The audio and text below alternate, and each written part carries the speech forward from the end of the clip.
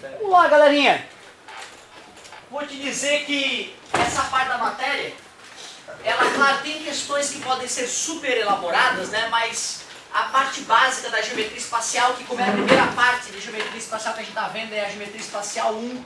Só lá no volume 3, no final do volume 3, a gente volta a falar de geometria espacial 2 aí. Nesse começo a gente só tem que lembrar o que são os sólidos geométricos, né? Que tem dois tipos básicos de sólidos geométricos, os poliedros e os corpos redondos.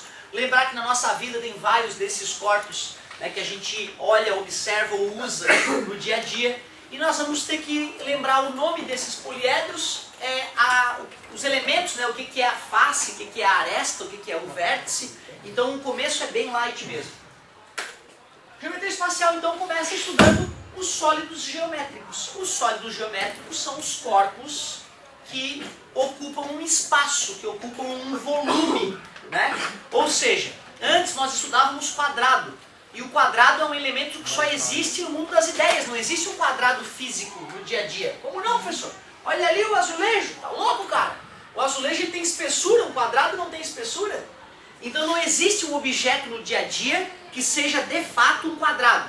Ô, professor, uma folha de papel cortada em formato quadrado, a folha de papel tem espessura e um quadrado não tem espessura. Certo? Olha que loucura. O quadrado não existe na prática. O quadrado só existe no mundo das ideias. Loucura isso, quando a gente percebe que a gente trabalha com invenções do ser humano como se existissem esses objetos, né? E não existe. Quadrado não é um objeto. O cubo é um objeto. O paralelepípedo é um objeto. Certo? Então o sólido geométrico tem que ocupar um espaço. Um triângulo não é um sólido geométrico.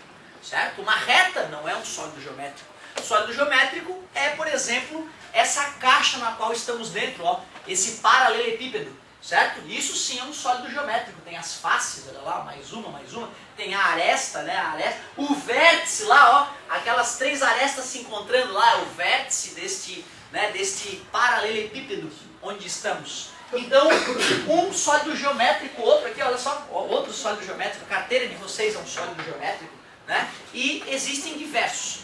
Observa que tem sólidos geométricos que as faces são todas planas, bonitinhas, certo? Nesse caso a gente está falando de um poliedro. Porém, tem sólidos geométricos que tem partes que são curvas. Por exemplo, o estofamento da tua carteira. O estofamento da tua carteira ele não é retinho, ele é curvo. Ó. Aí já é um sólido geométrico, mas entra dentro dos corpos redondos. Se o corpo tem uma parte que é arredondada, né, que não é plana, aí a gente já não chama de poliedro, chama de corpo redondo, certo? Os mais clássicos poliedros, a gente poderia representar uma pirâmide, seja quadrangular ou triangular, né, um famoso sólido geométrico chamado de poliedro.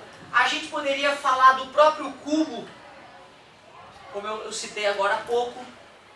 Vou tentar fazer um cubo, ó, né, todos os lados iguais. Se os lados não são todos iguais, a gente já chama de paralelepípedo, certo? Nada demais. A gente poderia ter um prisma qualquer aqui, um prisma de repente hexagonal. Ó, 1, 2, 3, 4, 5, 6 lados, então vai ser um prisma hexagonal. Tudo bem para vocês? O desenho está esquisitinho, mas é só boa vontade de vocês aí. Certo? Poliedros. Corpos redondos já, talvez o mais intimamente ligado à vida de todo brasileiro, uma esfera, né? Certo? Que representaria a bola de futebol. Tem outros também bem comuns em nossas vidas desde criança, o cone, certo? Tanto nas estradas a gente vê como no chapeuzinho de aniversário, né? Quantos cones nós não usamos, né? E o cilindro também, o cilindro que tem essa lateral em volta que é arredondada, fica dentro dos corpos redondos. Então nada demais. Nessa primeira parte da apostila, o exercício que eu vou te sugerir, só vai ver algumas figuras, dizer se é um corpo redondo ou se é um poliedro, tá? O começo é bem light, bem light. Galerinha, outra coisa importante a gente já começar a dar uma olhada é saber os elementos, né, dos poliedros, saber dar nome para esses elementos. Eu acabei citando aqui, mas vamos registrar no quadro também. A face, que na verdade é um polígono, né? A face, que na verdade é um polígono, para formar um poliedro, todas as faces devem ser polígonos. Então, nesse caso, cada polígono desse é uma face. Não são as faces. Aqui em cima também é uma outra face, que a gente chama de base, geralmente. Professor, mas a base não tem que estar embaixo? Não, nesse caso tem duas bases, uma superior, outra inferior. As laterais dos polígonos que geram as faces são as chamadas o que mesmo? Arestas. Muito obrigado, são as arestas.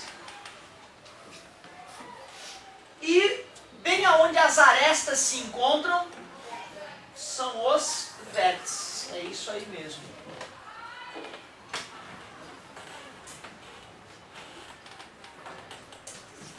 Outro exercício que eu vou te pedir para fazer daqui a pouco é contar quantas faces, vértices e arestas tem alguns polígonos, alguns poliedros, perdão.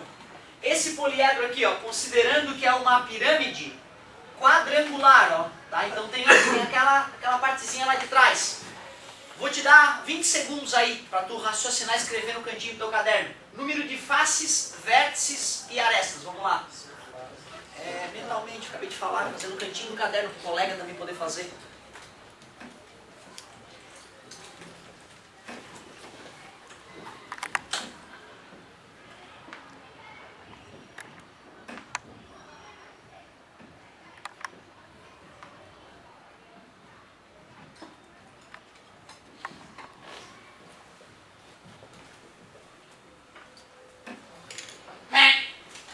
Vamos ver então? Tem 1, 2, 3, 4 faces laterais mais a base, são 5 faces, tudo bem? 1, 2, 3, 4, 5, 6, 7, 8 arestas. As 4 arestas que formam as laterais mais as 4 arestas da base, tudo bem para vocês? E vértices, 1, 2, 3, 4, 5 vértices. Não dá nem para acreditar, né? Que isso pode fazer parte da matemática. Mas fica tranquilo, daqui a pouco vai aparecer a formulazinha de Euler. O filho da mãe do Euler descobriu que tem uma relação matemática entre o número de faces, vértices, certo? E arestas. Né? Daqui a pouco nós vamos ver a formulazinha de Euler, tudo bonitinho, tá? Mas por enquanto é bem light mesmo. Aliás, deixa eu sugerir alguns exercícios que só com esse comecinho dá de fazer. Peraí. O poliedro, galera, o nome dele tem a ver, adivinha, com o número de faces. Então um cara que tem 4 faces, qual o nome que se dá a ele? Tetraedro, né? Porque tetra são 4, edro são as faces, tetraedro. Beleza? Nada demais, né? Um cara que tem 8 faces. Octaedro, é verdade, né? A gente falei que meu nome significa em latim oitavo filho, né? Octávio significa oitavo filho. Então 8 faces, octaedro. Vai ficar light. É isso aí, galerinha. Fala, querido. Naquela pirâmide ali são duas faces inversas ou Tá, deixa eu dar uma olhadinha. Tá falando nessa pirâmide quadrangular aqui, né? Essa aqui, né? Inversa. Face inversa. Face? Inversa.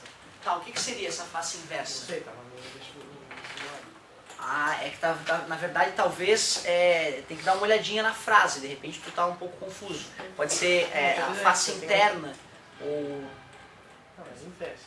Ah, vou olhar essa questãozinha e vamos trazer pra gente corrigir.